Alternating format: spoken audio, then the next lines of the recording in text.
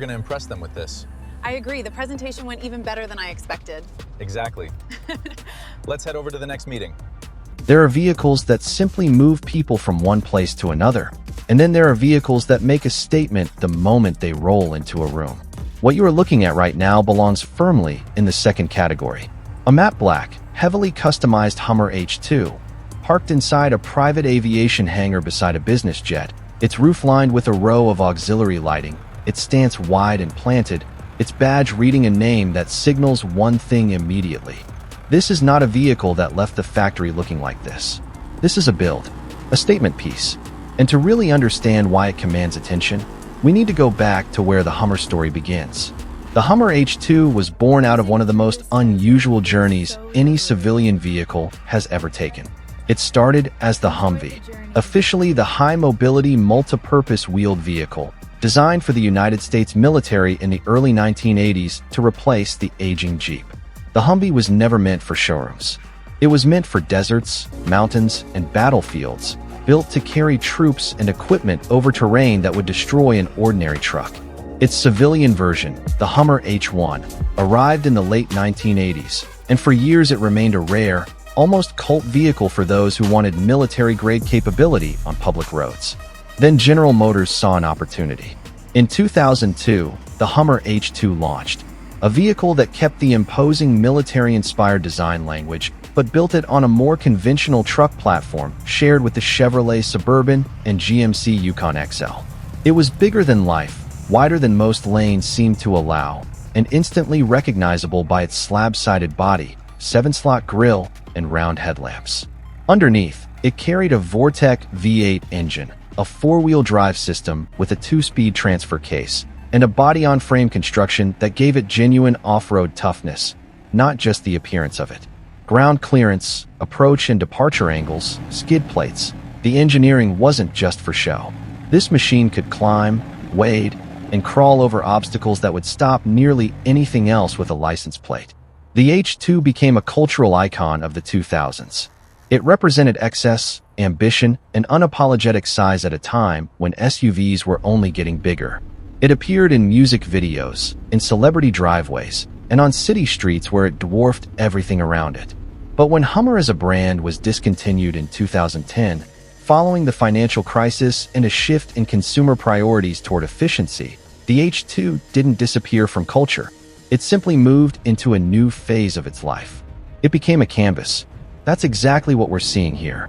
This particular H2 has gone through what enthusiasts call a full restomod, taking a classic body and chassis and rebuilding it from the inside out with modern technology, modern materials, and a completely reimagined identity. Look closely at the front end, and you'll notice the badge no longer says Hummer. Instead, it carries a custom nameplate, the signature of a specialist coach builder that takes these iconic trucks and turns them into bespoke, one-of-one machines for clients who want more than what left the factory floor. Start with the exterior. The entire body has been finished in a deep, flawless black, the kind of paint that seems to absorb light rather than reflect it, giving the truck a shadow-like presence, especially inside a dimly lit hangar. Sitting on top of the roof is a row of auxiliary lighting, 4 round lamps mounted on a custom bar, paired with 3 more integrated into the hood scoop area. These aren't cosmetic afterthoughts. Lighting setups like this are drawn directly from rally and expedition vehicle culture, designed to punch through darkness during long-distance off-road driving, whether that's a desert crossing or, as we'll see in a moment, an ice field. The wheels have been swapped for a multi-spoke black design that fills the wheel arches aggressively, paired with off-road rated tires that hint at real capability rather than just a show truck look. A roof rack sits toward the front, ready for additional gear, spare fuel, or recovery equipment.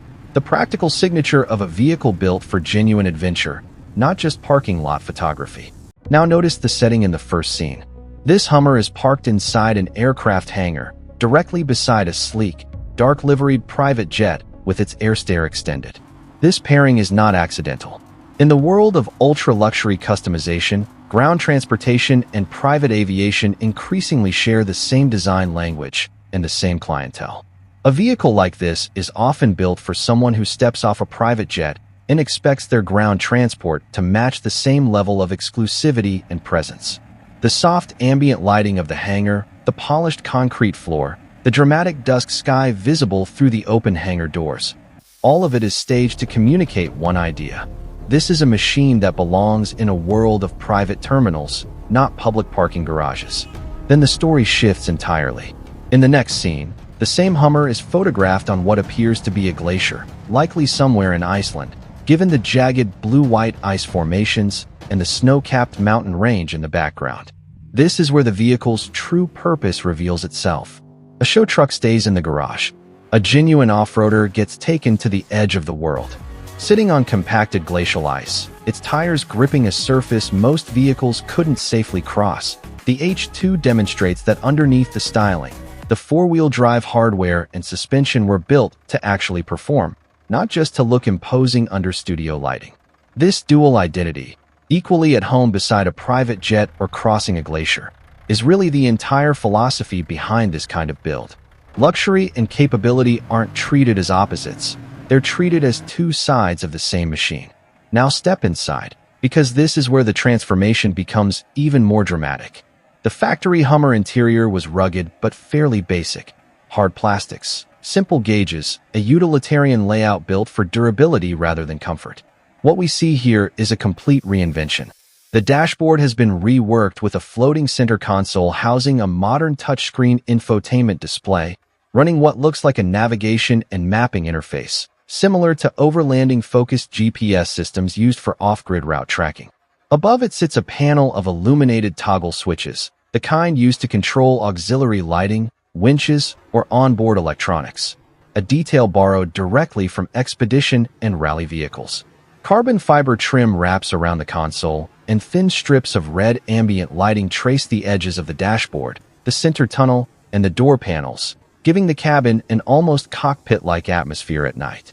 The steering wheel has been completely replaced with a custom leather-wrapped unit, subtly embossed with the builder's own emblem instead of the original manufacturer badge, integrated with modern multifunction controls for audio, cruise control, and connectivity. Even the shifter and center console reflect a re-engineered layout, blending a traditional manual-style gear surround with a fully digital driving experience.